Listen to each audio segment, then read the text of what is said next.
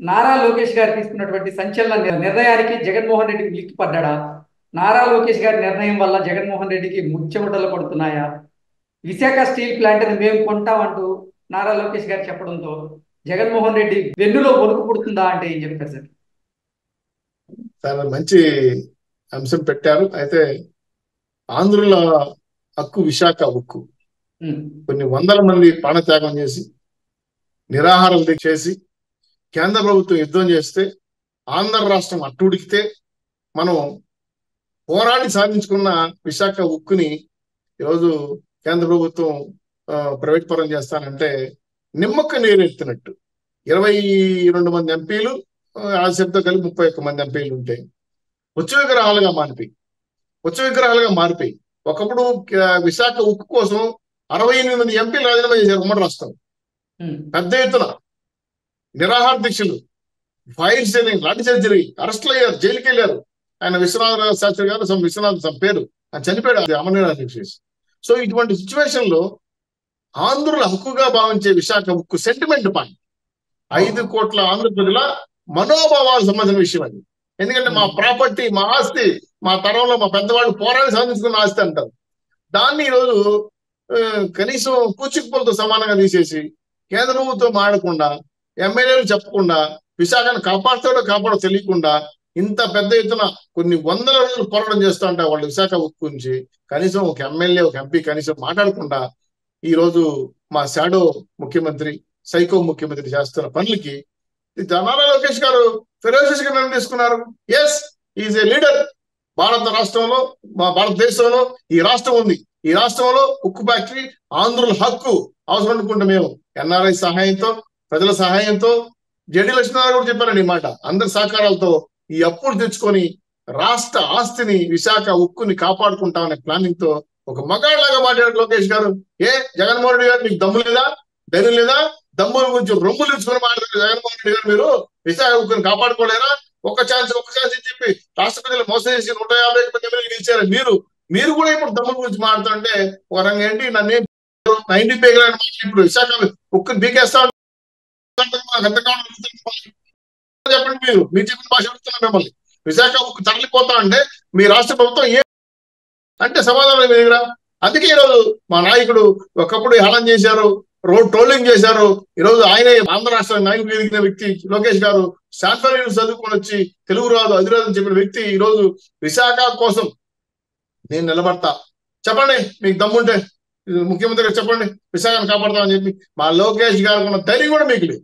ఈ సిచ్యువేషన్ లోకేష్ గారు తీసుకున్న నిర్ణయం నేనే కాదండి, రాష్ట్ర ప్రజలు ఆశిస్తున్నారు, విశాఖ ఉక్కు కార్మికులు ఆశిస్తున్నారు, విశాఖ ఆనుకొని సబ్లింక్ అయిన పరిశ్రమలు ఉన్నందుకు కూడా బాధపడుతున్నారు. వాళ్ళ కళల్లో అవునా, అయ్యో ఇటువంటి అవకాశం వస్తే మా ఉపాధి అవకాశాలు కోల్పోము, మా జీవితాలు బాగుంటాయి అనుకుంటున్నారు. సార్ మీకు తెలుసో తెలీదు, ఉమ్మడి రాష్ట్రంలో హైదరాబాద్ తర్వాత అత్యంత ట్యాక్స్ పేయర్స్ ఉన్నది విశాఖపట్నం.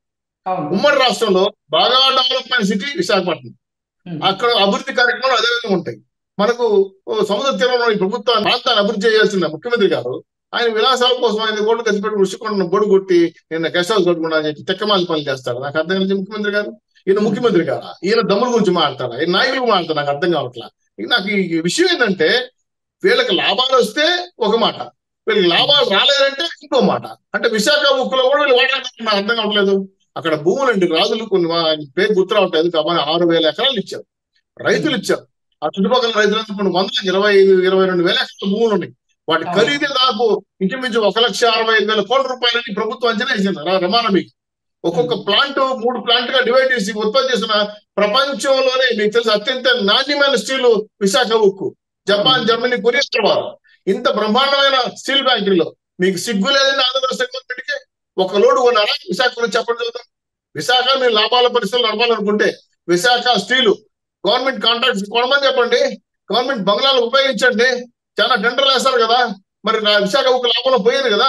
అంతెందుకండి ఐరన్ ఓర్ కట్టించుకోలేకపోయినంత వరకు నువ్వే ముఖ్యమైన నాకు అర్థం కావడం లేదు. మా విశాఖ ఉక్కుకి ఐరన్ ఓర్ లేదండి. ఎట్టొస్తుంది ఐరన్ ఓరు? ఇస్తామన్న వాళ్ళు అన్యాయాలు అక్రమాలుగా చేసి హైదరాబాద్ చీలిపోయిన తర్వాత మనకు అన్ని ఐరన్ ఓర్ రావట్లా, పక్కన ఛత్తీస్గఢ్ ఇవ్వట్లా. నువ్వు 50-150 మంది ఎమ్మెల్యేలు, 30 మంది ఎంపీలు మాట్లాడుకుంటే పరిగెత్తే ఢిల్లీకి వెళ్ళి 156 బిల్లులు ఆమోద ముద్ర వేసావు కదా. విశాఖపట్నానికి ఓరు సంపాదించుకోవాలని ముఖ్యమంత్రి, నువ్వు ముఖ్యమంత్రిరా?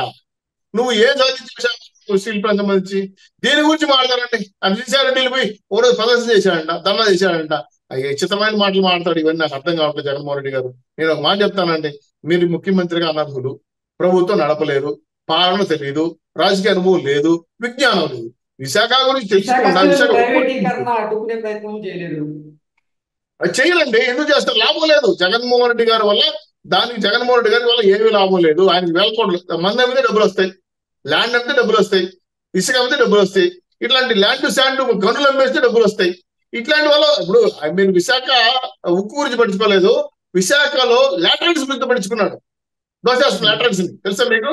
విశాఖ బిచ్ సింగ్ దొబ్బేస్తున్నాడు 1,00,000 కోట్లు. విశాఖలో లాటరైన్స్ తినేస్తున్నాడు, విశాఖ బిచ్ శాండ్ తినేస్తున్నాడు. కానీ విశాఖ అసలు మాకు తెలియదు, కనపడదు, తెలీదు, రాదు, కనపడదు. ఏంటంటే నాకు అర్థం కాలేదు. ఈ ముఖ్యమంత్రి పూర్తిగా వ్యాపారస్తుడండి. ఈయనకి రాష్ట్ర ప్రయోజనాలు, రాష్ట్ర ఆస్తులు అవసరం లేదు. నా ఖజానా నిండిందా, నా కడుపు నిండిందా, నేను బాగున్నానా, నా కుటుంబం బాగుందా?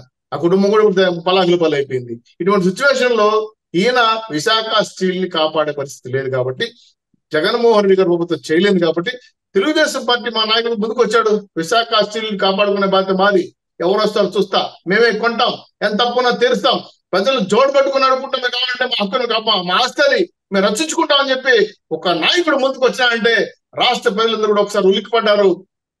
జగన్మోహన్ రెడ్డి గారి పంచులు తెలిసిపోయినాయి. జగన్మోహన్ రెడ్డి గారి ఎమ్మెల్యే ఏ ప్రాంతంలో ఎమ్మెల్యే కూడా భయపడిపోతున్నారు, వాడు ఓడిపోతాడు భయం వాళ్ళకి.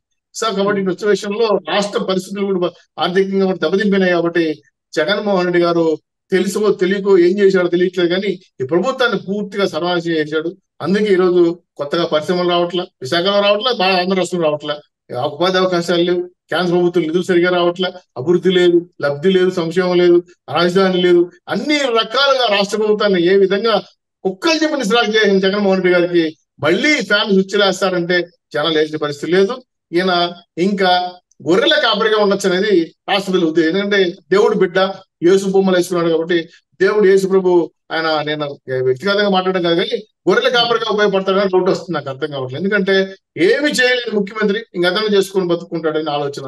కాకపోతే రాష్ట్రాన్ని దాచుకున్న డబ్బులు ఇంకా రాష్ట్రపతి క్షమించరండి, ఖచ్చితంగా మీ దగ్గర తీసుకుంటారు. 100% మీకు తగిన ఫలితం, శిక్ష అనుభవిస్తారు. ఇది తప్పు. విశాఖ ఉక్కును కాపాడుకోవాలని ప్రభుత్వం, ఈ దంతక ప్రభుత్వం అవసరం లేదు. అందుకే జగన్మోహన్ రెడ్డి గారిని ఓడిస్తున్నారు. ఇది చాలా కీలకమైన నిర్ణయం. దీంట్లో లోకేష్ గారు తెగింపు, లోకేష్ గారు ముందు చెప్పు, లోకేష్ గారు విజన్ రాష్ట్రపతి గుర్తించారు. అందుకే దాన్ని ఆయుపట్టు లాంటి విశాఖ ఉక్కు ఫ్యాక్టరీని మనం కాపాడుకోవాలని లోకేష్ గారు వేసిన అడుగు ముందడికి రాష్ట్ర 5 కోట్ల ప్రజలు ముందు సరి సమానంగా అడిగేస్తున్నారు. నిలబడతారు, కాపాడుకుంటాం, రక్షించుకుంటాం. విశాఖ ఉక్కును ఆంధ్ర రాష్ట్రాల నుంచి 1 ఇంచు కూడా దాటనివ్వని చెప్పి ఛాలెంజ్ చేస్తుంది. Okay sir, thank you so much.